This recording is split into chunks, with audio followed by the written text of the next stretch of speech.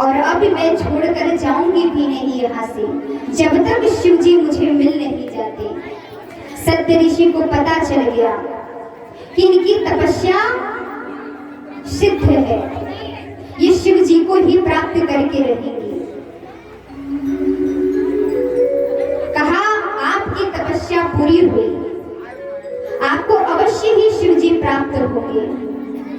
सत्य ऋषि लौट कर आते हैं, भगवान शंकर से इतनी प्रशंसा करते हैं, इतनी प्रशंसा करते हैं कि भगवान शंकर सुनते सुनते उनकी समाधि लग गई।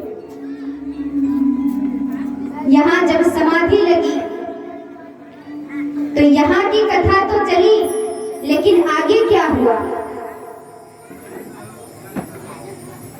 ताड़कासुर नाम का एक राक्षस था।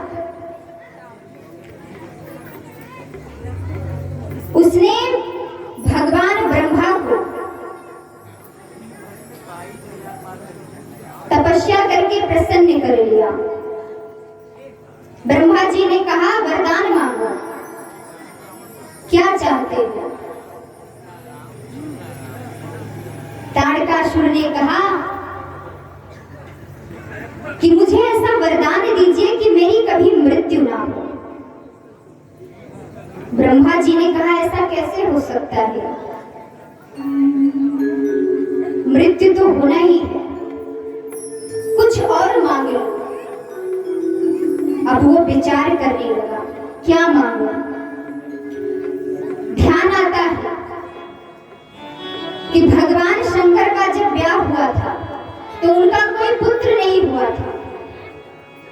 सती माता शरीर को जला ली थी। अब भगवान शंकर दोबारा ब्याह नहीं करेंगे और अब तो उनकी समाधि भी लग गई है। तो वरदान क्या मांगता है कि भगवान शंकर के पुत्र के हाथों ही मेरी मृत्यु हो और किसी के हाथ नहीं। ब्रह्मा जी ने जैसे ही सुना त्वयं वस्तु, आशीर्वाद दे दिया, जाओ।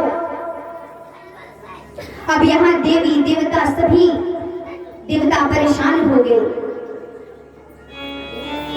देवता आते हैं ब्रह्मा जी के पास, इंद्र भगवान भी आए, कहा दे आए वरदान, तुम्हारा तो बस यही काम है, तुम वरदान देकर चले आते हो, भुगतना हम सबको पड़ता है।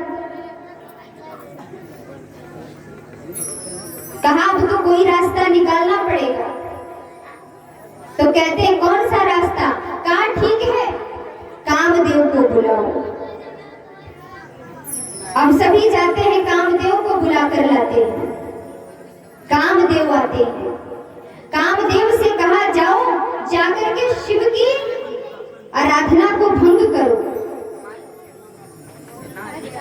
कामदेव जैसे ही जाते हैं, मात्र 3 क्षण ही उन्हें लगा वहां पहुंचने में, और उतने में ही काम ने पूरे संसार को अपने वश में कर लिया।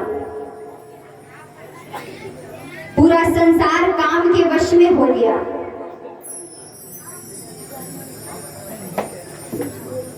जैसे ही कामदेव पहुंचते हैं, देखते हैं देवादिदेव महादेव अपार घोर समाधि लगी हुई है। प्रचंड समाधि को देखकर कामदेव ने देखा कि मेरी मृत्यु तो आज तय है।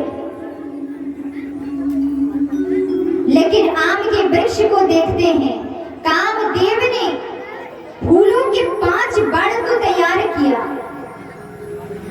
और आम की वृक्ष पर बैठकर कामदेव ने 5 बाणों को एक साथ भगवान भोलेनाथ के सीने पर छोड़ दिया। भगवान भोलेनाथ की समाधि तो नहीं खुली, समाधि तो नहीं भंग हुई, लेकिन तीसरा नेत्र खुल गया।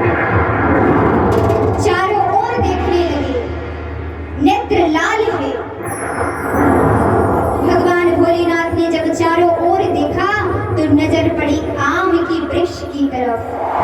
भगवान भोलेनाथ ने जब देखा आम की वृक्ष के पीछे काम छुपा है, क्रोध की अग्नि से कामदेव वही भस्म हो गए।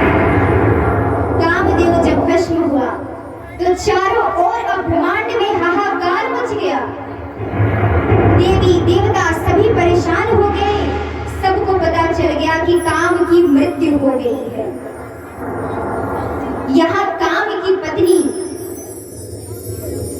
रति आती है, रोती हुई महादेव के पास आई। कहा, हे प्रभु, ये आपने क्या कर दिया? अरे मेरे पति ने संसार की रक्षा करने के लिए वो आए थे और आपने हमारे पति को ही मृत्यु दंड दे दिया। भगवान भोलेनाथ ने कहा, रति, मेरे हृदय में राम है और ये काम राम को निकाल करके काम को रखने आया था। इसकी मृत्यु तो तय थी, इसीलिए मैंने मार दिया। अर्थात संसार में जो अपने हृदय से राम को निकाल कर काम को रखता है उसका पतन तय है।